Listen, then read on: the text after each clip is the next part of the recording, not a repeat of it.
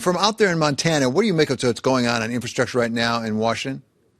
Look, Dave, I think from out in Montana and all across sort of rural America, like they don't care about the politics. They know that to have a good, solid community, you need good water systems, you need roads, you need bridges, you need the internet.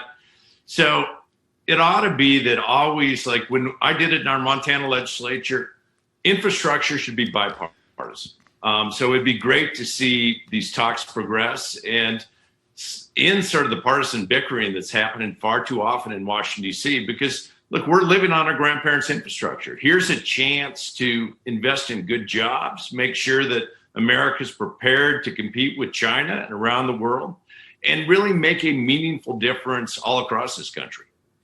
So, Governor, I mean, I would say from where I sit, infrastructure is bipartisan in talk, just not in action, because we have Republicans and Democrats who go on here and say they really care about infrastructure. We've really got to do it, but they never get it done. For people out there across the country, what do they make of a government that says that we need to do something, we can't get it done?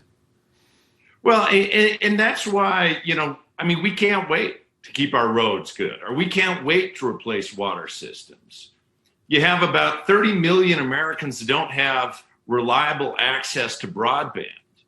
And at the end of the day, all of these sort of the back and forth, look, the concept is bipartisan. And the notion of building roads and ports and creating jobs is bipartisan. The only place that it becomes partisan, it seems, is in Washington, D.C. That's why I really do hope that we see more of these Republicans coming along and saying, let's come to a solution. Let's not just continue to have this gridlock.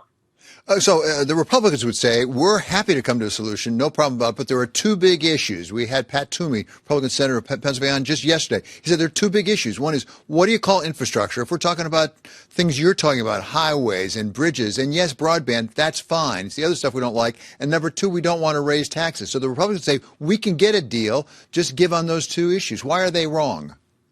Well, I think they're wrong in two different respects. One of which is, look, if we talk about the need for affordable housing, we see it in Montana a lot. I mean, homes are where jobs go to sleep at night, right? That we can come to what we agree on infrastructure, and those are meaningful investments in our communities. I don't care what you call it. I hear people saying that we need it. And the other is that, look, we ought to be paying for some of this as we go. And if you go back to 2017 cuts, I mean, not even the corporations were asking for it to go all the way down to 21%. We've seen what happens without a reasonable minimum tax on corporations as well. So it would be great to see them come up and say, as they did at least before the Trump administration, that government ought to spend at times within its means, and we can pay for this and grow our economy, not actually be stunting it. Governor, we always hear that elections have consequences. I wonder if it doesn't work the other way, too. Whether you do something or don't do something has a consequence in the next election. We got an election coming up in 2022. President Biden seems to have put an awful lot of his hopes for the Democrats in that midterm election on getting infrastructure done. If he doesn't get it done, what does it mean for Democrats in 2022?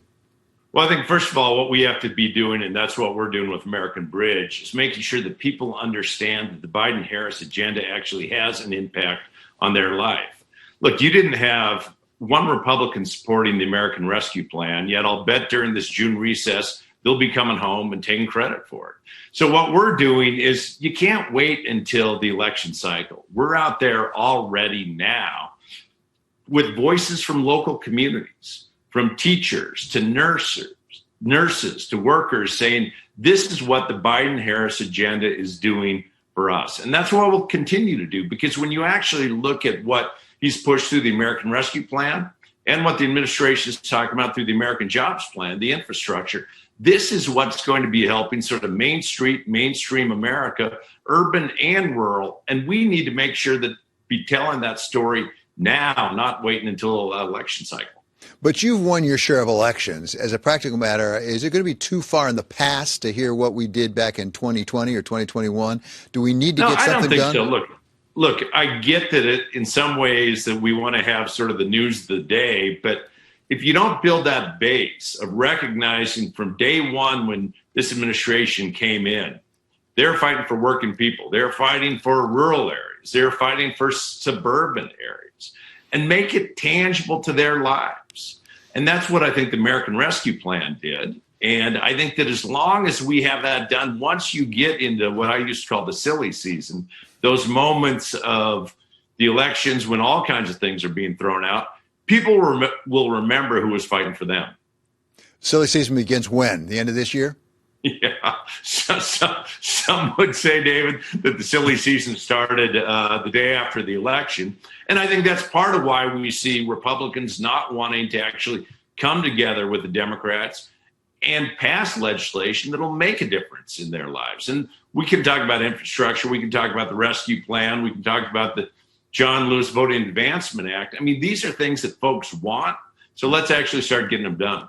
It's always such a pleasure having you with us. Thank you for being here. That's former Governor Steve Bullock, Democrat of Montana.